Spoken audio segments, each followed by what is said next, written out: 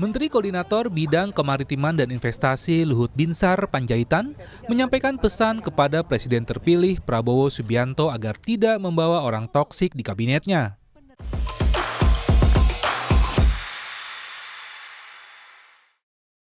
Belum lama ini, Menko Marves Luhut Binsar Panjaitan meminta Prabowo tidak membawa orang-orang toksik ke dalam pemerintahannya. Orang-orang toksik yang dimaksud Luhut adalah mereka yang dianggap mengganggu jalannya pemerintahan. Kategori mengganggu ini barangkali adalah mereka yang memiliki agenda politik sendiri, sehingga tidak sejalan dengan narasi besar yang sedang dibangun Prabowo Gibran. Pernyataan Luhut itu memancing reaksi yang beragam. Banyak politisi yang menanggapinya secara berbeda. Caimin misalnya, dia merasa tidak paham dengan maksud Luhut. Ketua Umum PKB itu tidak mengerti kepada siapa pesan itu diarahkan. Secara politik, saat ini PKB telah menyatakan bahwa mereka mendukung pemerintahan Prabowo Gibran. Jadi, dalam hal ini, Caimin dan PKB tidak merasa bahwa mereka adalah orang-orang yang disebut Luhut sebagai toksik itu. Meskipun sebelumnya mereka adalah pihak yang berseberangan karena menjadi lawan politik Prabowo Gibran dalam Pilpres 2024. Partai koalisi pendukung Prabowo Subianto, Gibran Rakabuming Raka juga merespon pernyataan Luhut itu. Ketua Harian DPP Partai Gerindra, Sufmi Dasko Ahmad mengatakan, pesan dari Luhut bakal dipertimbangkan oleh Prabowo Subianto.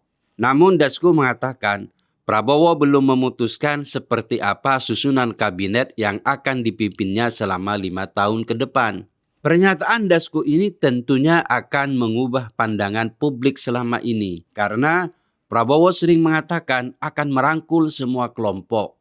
Oleh sebab itu, ada wacana pembentukan Presidensial Club.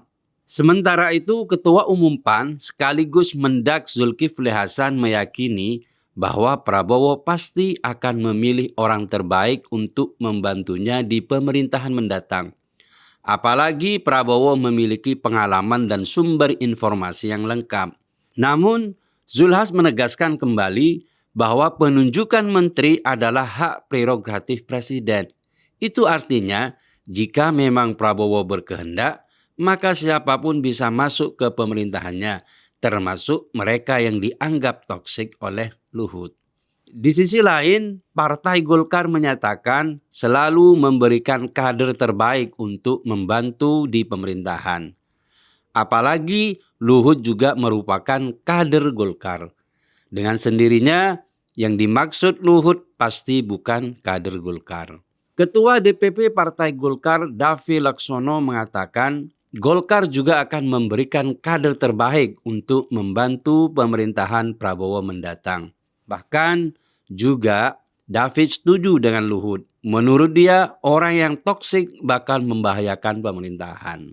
Dari beragam pernyataan yang muncul, belum ada satupun yang memberikan indikasi kuat tentang siapa sosok yang disebut Luhut sebagai sosok yang toksik itu. Tapi sebenarnya ada beberapa petunjuk yang bisa diambil jika pesan itu dikembalikan pada pengirimnya, yaitu Luhut sendiri. Pernyataan Luhut itu berangkat dari pengalaman politik Luhut. Artinya, anggapan toksik itu sesuai dengan kriteria Luhut sendiri. Bisa jadi orang yang dianggap Luhut toksik belum tentu bagi orang yang lain. Selama mendampingi Jokowi, Luhut telah mengalami berbagai dinamika di istana. Dengan kata lain, Luhut sebenarnya sedang mengungkapkan pihak-pihak mana yang dianggapnya toksik itu. Jika nanti pemerintahan Prabowo Gibran jalan, Luhut berharap tidak lagi bertemu mereka di istana. Kecil kemungkinan yang dimaksud Luhut adalah kelompok oposisi dalam pemerintahan Jokowi Ma'ruf. Karena hari ini Demokrat dan PKS sudah mengirim sinyal untuk merapat ke Prabowo.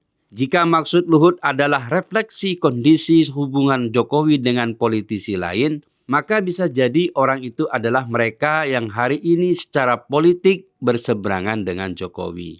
Dengan demikian gampang ditebak. Pihak yang berpotensi menjadi orang-orang toksik itu adalah dari kelompok merah. Karena sampai hari ini sikap oposan mereka masih saja terlihat. Elit kelompok merah masih saja menyerang Jokowi dan Gibran. Kelompok merah memang tidak memiliki masalah dengan Prabowo. Maka jika mencermati maksud Prabowo tempo hari yang bermaksud untuk merangkul semua pihak, maka kelompok merah ini juga berpotensi akan merapat dalam koalisi. Oleh sebab itu, Luhut menyatakan pendapatnya bahwa orang-orang toksik itu hanya akan menghambat pemerintahan Prabowo Gibran. Sejarah konflik antara kelompok merah dengan Luhut sudah terjadi sejak lama. Bagi mereka, Luhut adalah penghalang terbesar mereka dalam mendekati Jokowi, atau dengan bahasa lain, untuk menyetir Jokowi secara total. Apalagi ketika tensi ketegangan antara Jokowi dengan mereka mencapai tahap tertinggi. Sikap Luhut secara tegas ingin menjadikan mereka sebagai oposisi. Memilih rekan koalisi dan pembantu di pemerintahan adalah hak Prabowo Gibran. Pertimbangannya tentu saja adalah kepentingan jangka panjang. Jika melihat sejarah, hubungan Prabowo dengan kelompok merah baik-baik saja, bahkan bisa dibilang cukup dekat.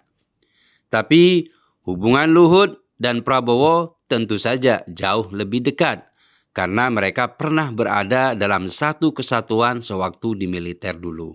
Ada keengganan yang besar bagi Luhut untuk menerima orang-orang toksik dalam pemerintahan Prabowo Gibran. Karena mungkin dalam 2 periode pemerintahan Jokowi ini, Luhut merasakan beban yang sangat besar ketika kepentingan Jokowi sebagai presiden berbenturan dengan kepentingan orang-orang tersebut.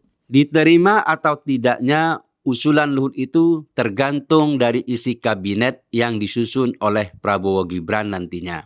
Jika benar bahwa kelompok merah jadi oposisi, maka besar kemungkinan itu karena usulan Luhut.